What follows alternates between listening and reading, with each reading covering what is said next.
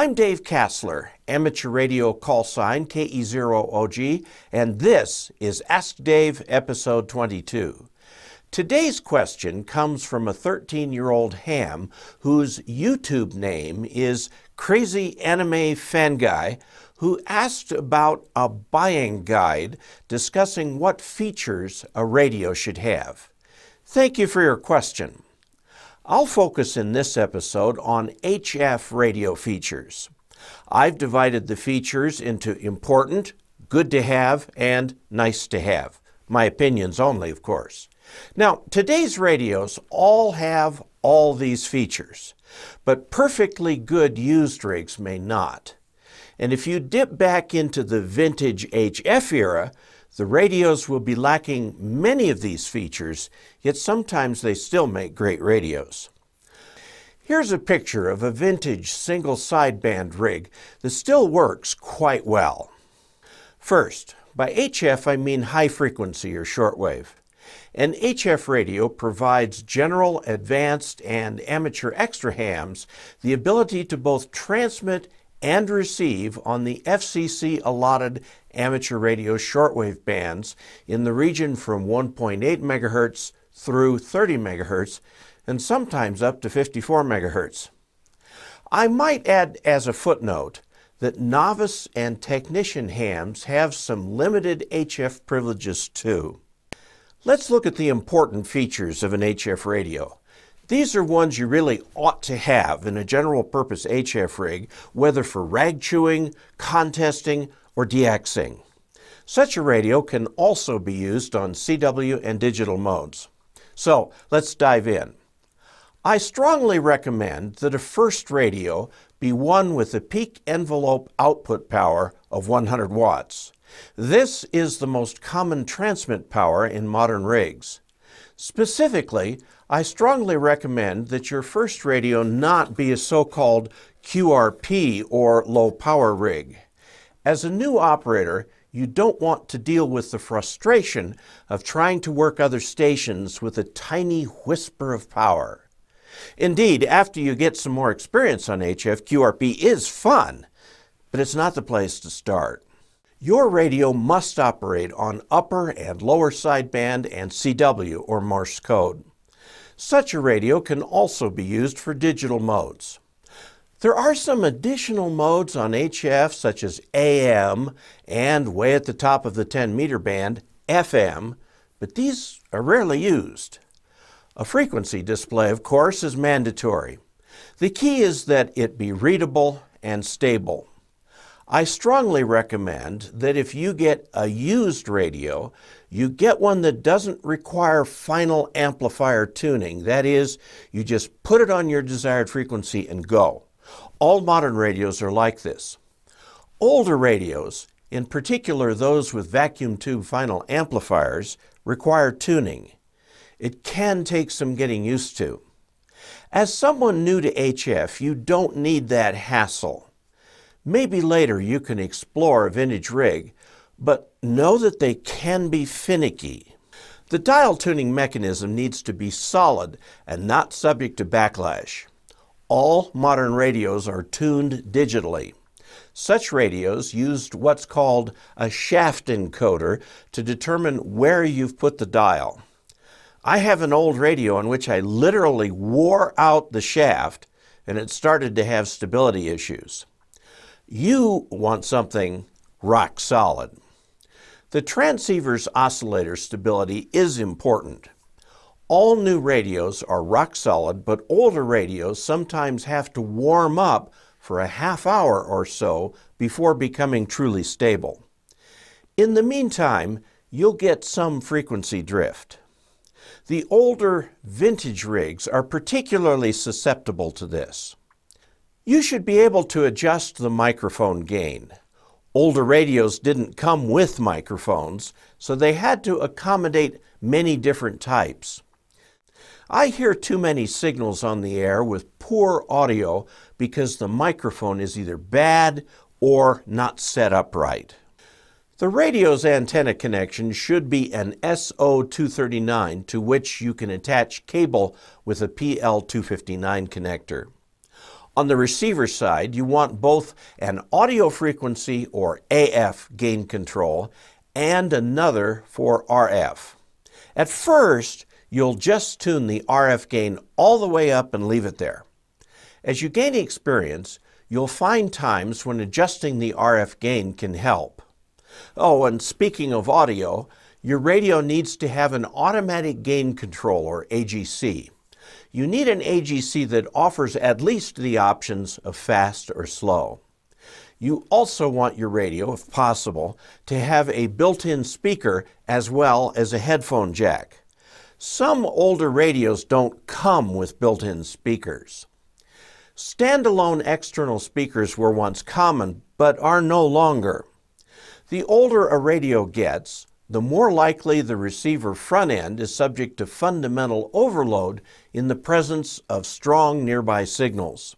So, the radio should have an attenuator that can be switched in for such cases. Usually, these switchable attenuators are 20 dB.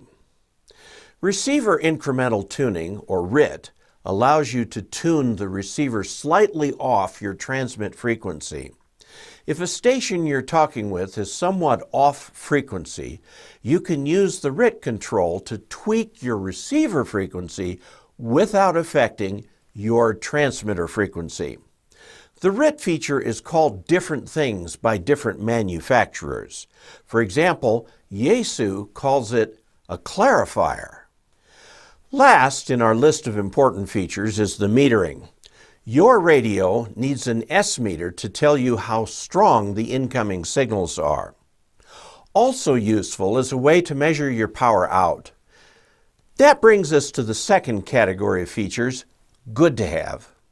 In this category, we add some ham bands, specifically the so-called WARC bands of 30, 17, and 12 meters.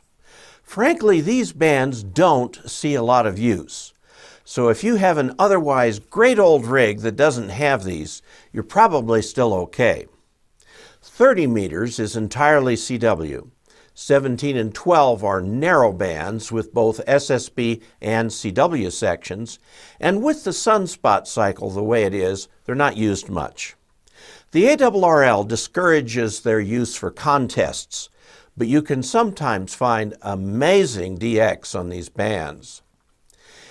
It is really good to have a digital frequency readout. These are much preferable to the analog variety in many ways.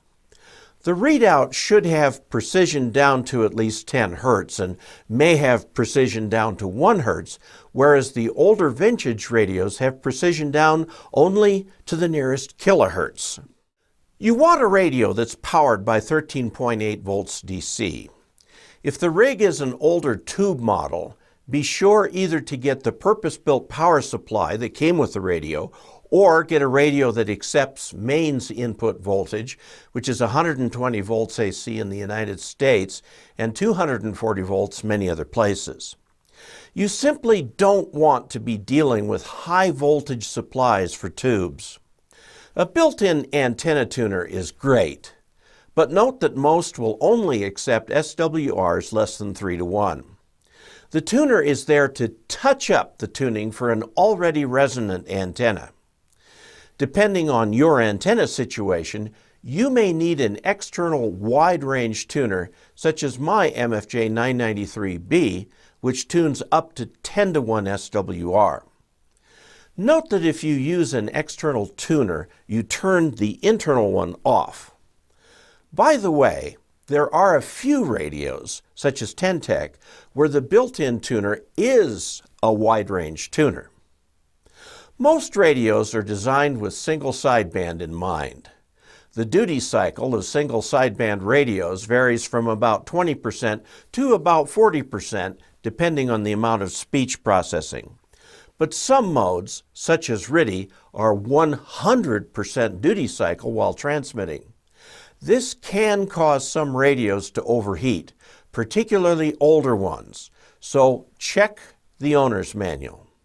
It's really good if you can get the original microphone that came with the radio. It's usually a hand mic. The microphones are properly matched to the radio and will work well. You may use different microphones, of course, but have a local ham listen to your radio and give you an unbiased audio report. While we're on microphones, many radios have built-in speech processing, which gives your signal more punch for DX and contesting. This is a good thing, and I use mine, but a little goes a long ways. Too much speech processing, and you sound like Donald Duck. It's really good to have multiple filter bandwidths on the receive side. SSB is about 3 kilohertz wide. Some radios have additional filters, such as 600 hertz for CW. In addition, some modern radios have what is essentially continuously variable bandwidth filters. While we're on the subject of filters, let's talk about digital noise reduction filters. All modern rigs have some, and some are better than others for various scenarios. It is possible to get aftermarket audio filters, some of which are very good, like those from TimeWave, but the good ones are expensive. VOX, or VOX, stands for voice-operated keying.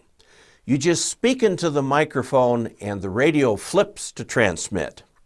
The VOX is not as popular as it once was, as many people now use foot switches. The issue with the VOX is that any extraneous noise, like a dog barking, will cause the rig to transmit. It's good to have if you need it. I don't use it. All rigs have a CW mode, and all modern radios have a built-in keyer that works with an iambic paddle that you supply. This is a good feature, as otherwise you'd need an external keyer to translate your iambic paddle commands into dits and das. If you use only a hand key, you won't need this, but you will eventually graduate to paddles and want the keyer.